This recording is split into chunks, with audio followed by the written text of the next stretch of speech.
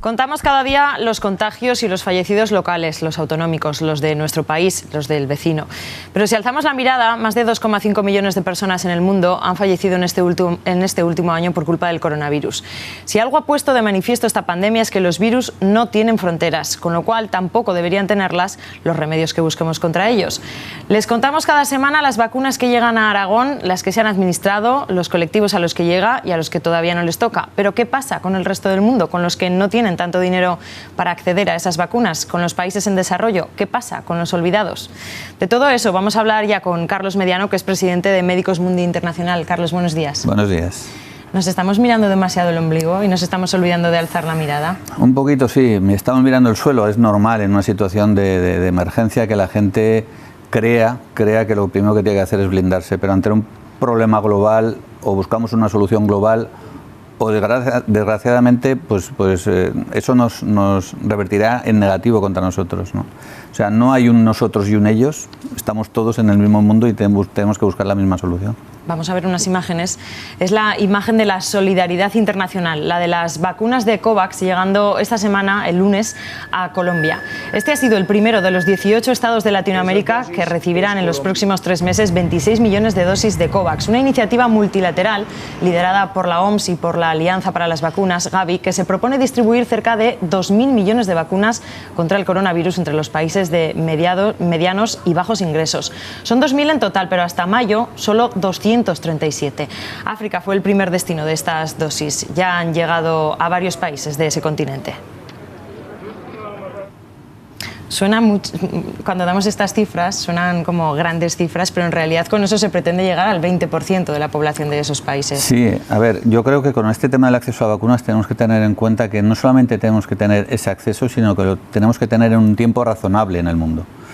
Si no es así, pues bueno, estamos viendo lo que está pasando con tantas variantes y cepas diferentes, ¿no? Cuanta más gente se pueda contagiar, más posibilidades de que haya mutaciones que luego revierta en negativo, ¿no? Ante las soluciones que tenemos ahora.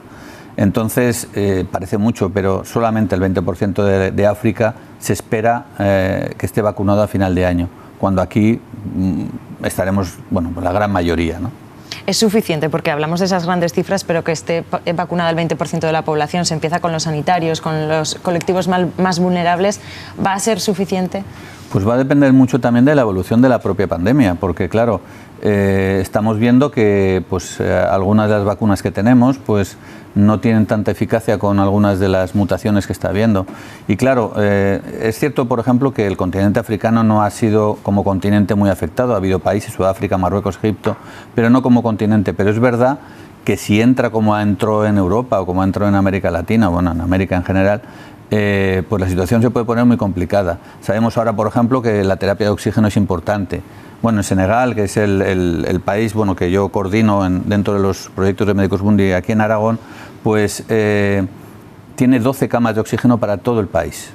Aquí hemos tenido 4.500. Si tuviera una pandemia como la nuestra, o un momento que la pandemia tuviera una evolución como la nuestra, realmente la situación sería tremenda, ¿no? Porque además hay algo que creo que mucha gente no entiende. En estos países hay muchas comorbilidades, enfermedades que creemos que solo son de nuestros países.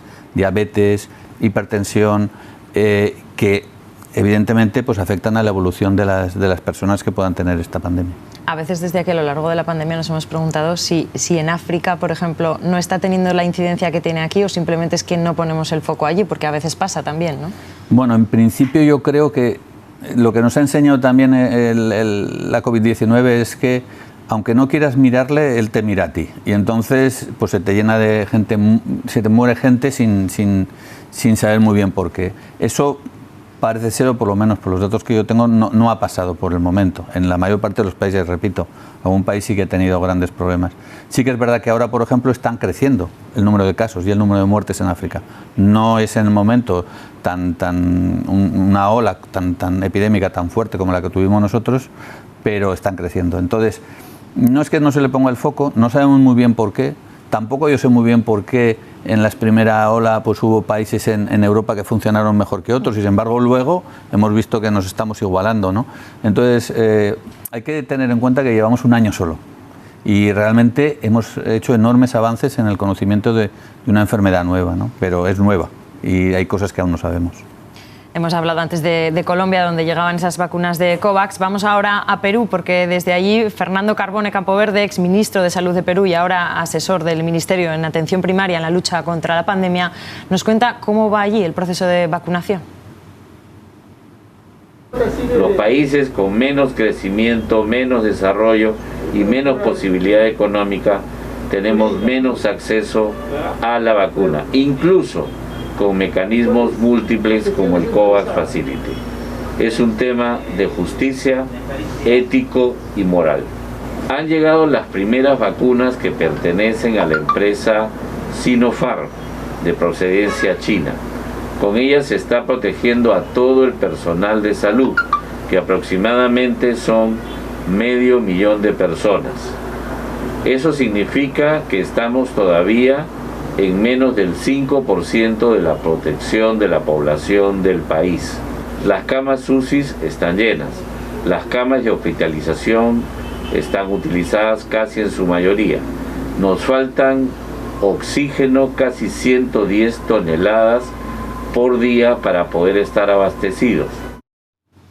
Ese último dato es demoledor, es un poco como el que contabas de Senegal. No son solo las vacunas, es que hace falta mucho más material, porque hablamos también de las vacunas de las dosis, pero también hace falta jeringuillas, hacen falta muchas cosas. Claro, es que yo creo que cuando hablamos del problema del acceso a vacunas tenemos que plantearnos, a nivel mundial, tenemos que plantearnos que hay 4 grandes problemas. El primero es, tenemos varias vacunas, diferentes vacunas, pero aún no sabemos, aún no las estamos utilizando de manera global. Por ejemplo, comentan, hay vacunas de Sinopharm china o la rusa, Amaleya, que se están usando en varios países, ¿no?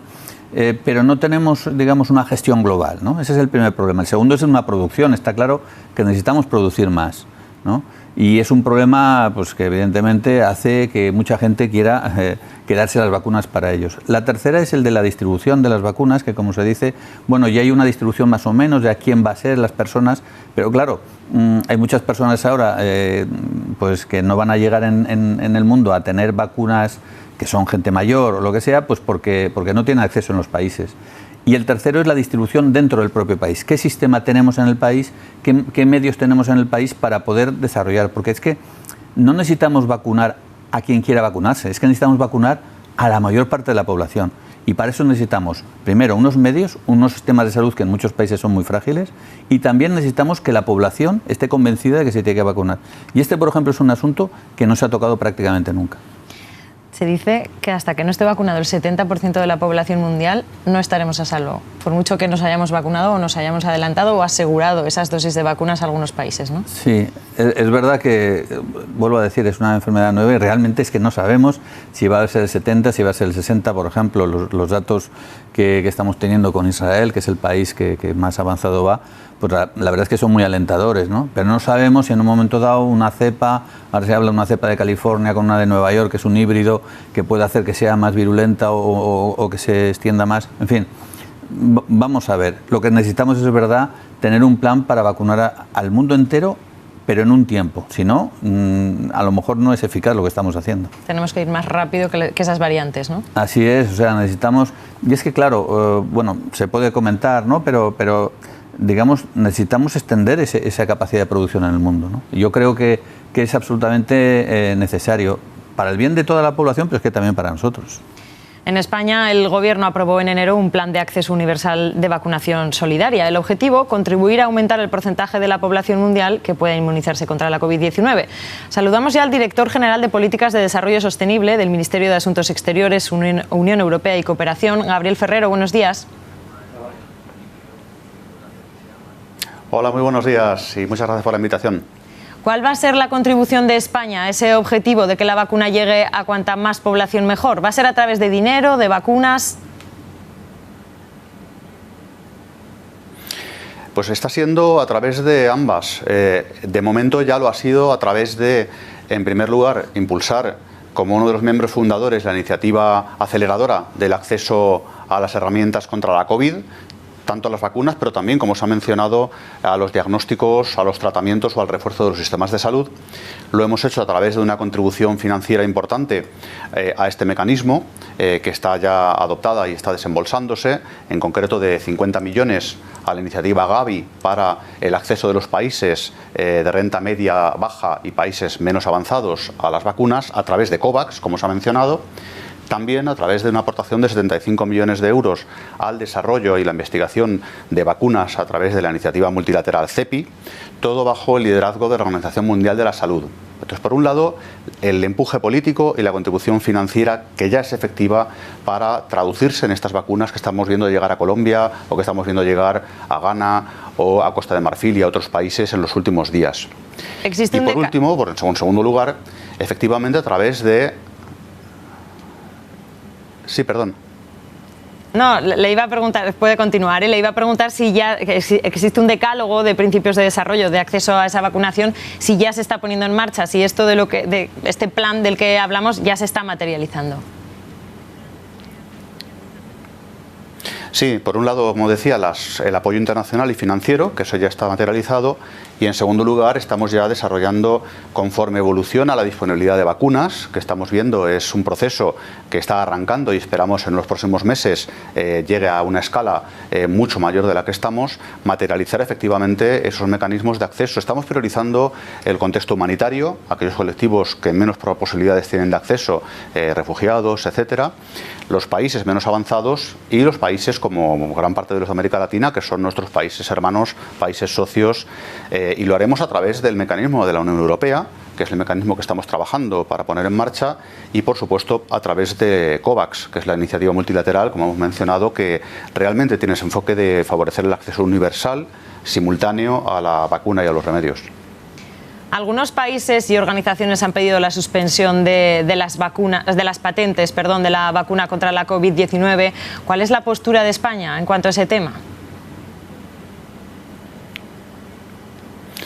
Bueno, la postura de España en realidad es alineada con la de la Unión Europea. Es un tema en el que la negociación es propiamente de la Unión, no es de cada Estado miembro por separado. La postura de España es, en este momento, de acuerdo a lo que los expertos correspondientes están recomendando, es ponerle foco en este momento fundamentalmente en la transferencia de tecnología y compartir conocimientos, que no necesariamente es exactamente la suspensión de los derechos de propiedad intelectual.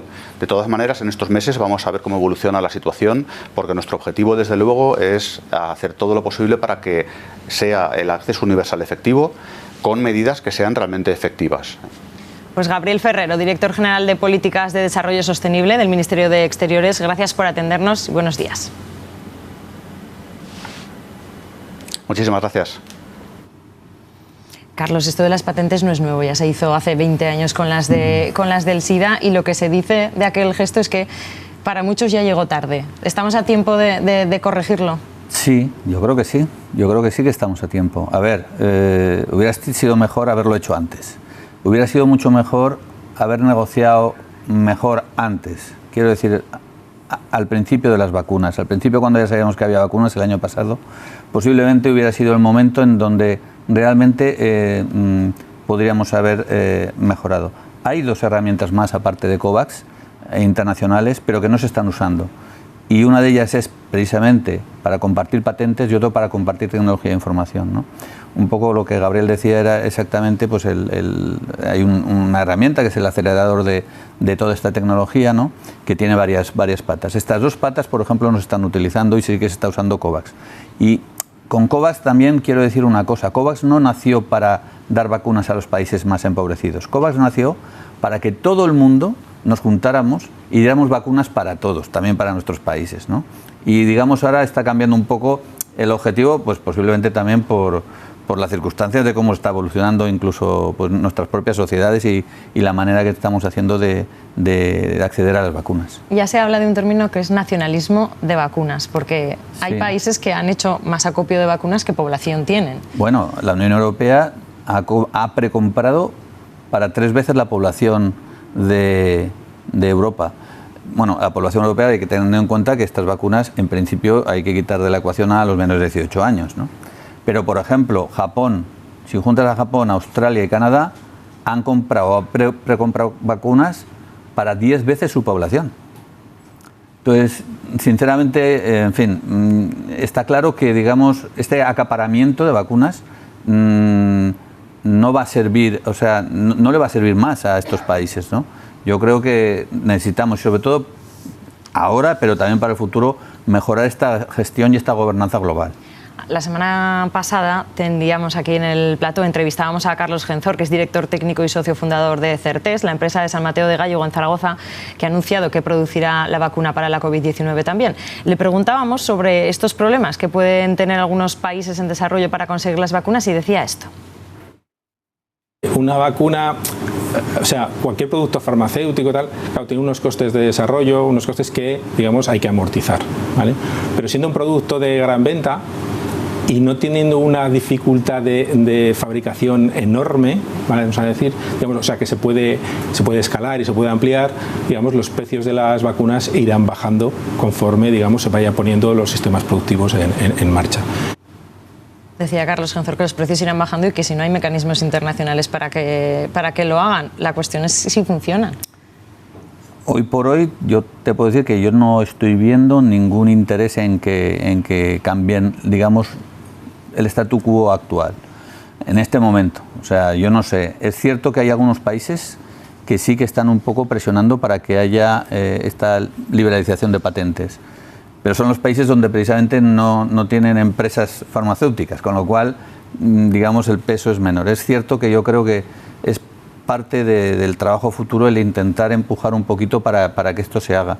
Las farmacéuticas no son una organización como la nuestra, no gubernamental, ¿no? Sin ánimo de lucro, pero yo creo que puede haber un equilibrio mucho mejor entre los beneficios para la población y los beneficios para la empresa. Hemos hablado de COVAX, pero la vacuna china y la rusa están llegando de manera más masiva a los países en desarrollo. Se habla ya de una guerra de diplomacia de las vacunas. Sí, yo tengo muy claro que la vacuna ahora es un elemento más de la geopolítica en el mundo. Y es verdad que, digamos, no sé si se está utilizando, pero desde luego es más fácil el acceso a estas vacunas para muchos países empobrecidos que para las vacunas que, por ejemplo, nosotros estamos utilizando. Es verdad que, por ejemplo, Senegal, por ejemplo, acaba de recibir 200.000 de Sinopharm también.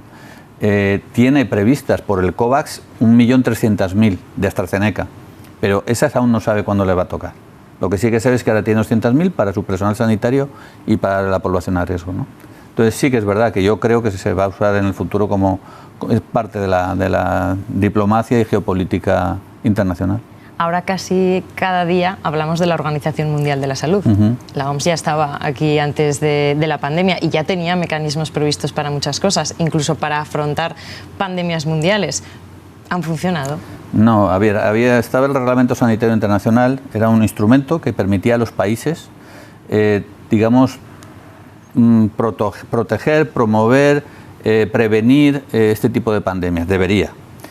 Y realmente no ha funcionado. De hecho, ahora está en la OMS en un proceso de evaluación de este Reglamento Sanitario Internacional. Es cierto que esta pandemia, bueno, la verdad es que nos ha descolocado prácticamente a todo el mundo y también a la OMS. Pero es verdad que la OMS está haciendo esfuerzos muy importantes para gestionar la pandemia que aquí no conocemos, ¿no? Yo sé de muchos países que han agradecido en los primeros meses las orientaciones de la OMS, cuando aquí se estaba criticando mucho el papel de la OMS. Es verdad que ha habido cosas que se pueden mejorar, pero creo que necesitamos una OMS mucho más fuerte, porque yo creo que uno de los grandes problemas que hemos tenido ha sido que hemos fragmentado las soluciones en vez de buscar una alianza. Es que yo creo que estamos en una sociedad que hemos favorecido mucho más la competitividad y la competencia que la colaboración. Y yo creo que eso tiene que cambiar. Sin colaboración no salimos de esta, Carlos. Yo creo que no. Pues muchas gracias por habernos acompañado para hablar de este tema tan importante y esperamos volver con mejores noticias. Esperamos que sí. Muchas gracias. Son las 10:03 de la mañana, nosotros nos vamos a marchar ya, pero antes vamos a ver por dónde pasa la actualidad en la Comunidad Carolina.